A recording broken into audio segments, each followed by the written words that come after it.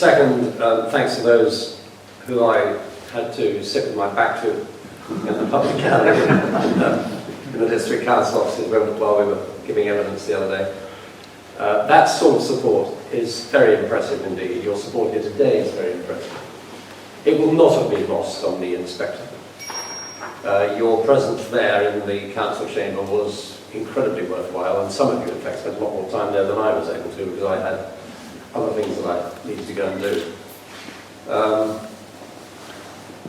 All the reports that I've heard are that the process went well, but you can never prejudge anything, nor should we. I do believe that the River Road team, who are highly professional, did the very best possible job that could be done under those circumstances, or probably indeed under any circumstances. So I would be, and I would put it no higher than this, cautiously optimistic of a reasonably successful outcome. If it doesn't work, it's not the end of the road, and it's not the end of the world. It just makes life a bit harder. Tony has gone through, and I'm sorry I arrived slightly late, but you started slightly early. Don't stop these people, they were too keen to come in. That's fine, that's fine. I assumed naively that everybody was out waiting for a Spitfire to come, but I gather didn't arrive. Anyway, no worry. Tony has very comprehensively, I think, covered most of the ground, and I don't want to take up virtually any more of your time than having to take questions. Safe to say this. The company that is now, the River Road company that is now doing this is a, as I imagine you've been told this afternoon, a British company. It's British registered, it's got offices in Mayfair. It will see this project through. Why am I so confident of that? Because 3-4 weeks ago at the House of Commons, I met with 4 of the people who are involved in, heavily involved and financially involved in the investment that is going into this. I went into that meeting not quite sure what I was going to expect. We've heard a number of people, and I've met a number of people who've wanted to invest in Manston. I've also met at least one, Mr. Troy, who said he wanted to invest in Manston, but who doesn't seem to have come forward with money. So, under those circumstances, I think it's right to be just a little bit cautious. I came away from that, bear in mind, like you, I've been living with this since, well, actually, November 2013, as I'm reminded it was, not 2014, as I said in the council paper. I've corrected in my notes. I've been living with this for that time, as you have. And I came away from the meeting with the potential investors enormously excited.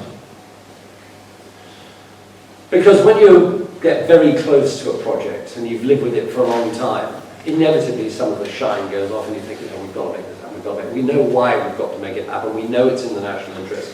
We know that post-Brexit we are going to need air freight, and I'll take issue, I very seldom do, with only one thing that Tony Freudman said to you. He said, we're going to need an airport like Manston. There is no airport like Manston. It's the only one.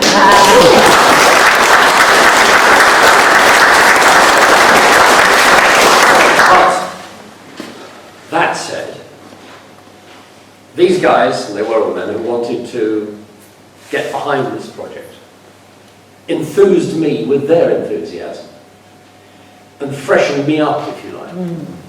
Because I came away from that meeting, and that's being followed through, as Tony has told you, with another meeting with members of the Select Committee and others present on Tuesday of this week.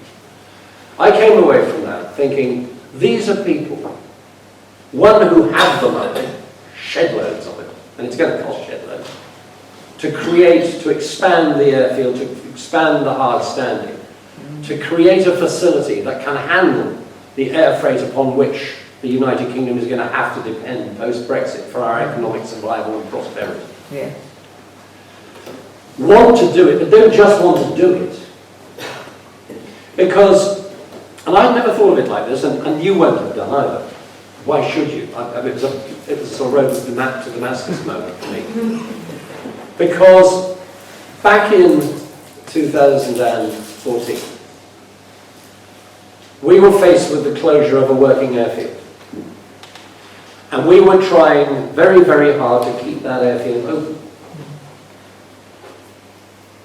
And that's a battle that we lost. We didn't lose the war, but we lost the battle. River Oak came through with 7 million quid, which was the asking price.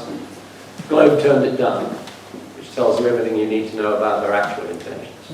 Absolutely. Actually, and this is what these guys said to me, and I got it immediately. They've done us a huge favour. Think about this. River Oak takes over, 2014, a run-down, failing airfield, and has to try to turn it down. But it's an operational airfield. So somehow, you've got to do all the things that need doing while keeping the show on the road, because the show is on the road. What we're faced with now, effectively, is a brownfield site with one of the longest runways and one of the widest runways in the country, and pretty much damn wells. And that means that when this process goes through, all the work can be done, all the installations can be done, all the groundwork can be done, all the hard standings can be built, all the new hangars and everything that's needed can be constructed before you have to open. So you don't have to worry about how are we going to meet these deadlines, how are we going to keep our customers happy, how are we going to do all these things that we have to do while we're trying to get on and build a new airport. We've got, effectively, a site out there upon which, and this was the thing that really got me, you can now build a state-of-the-art freight handling and subsequent passenger airfield. From scratch.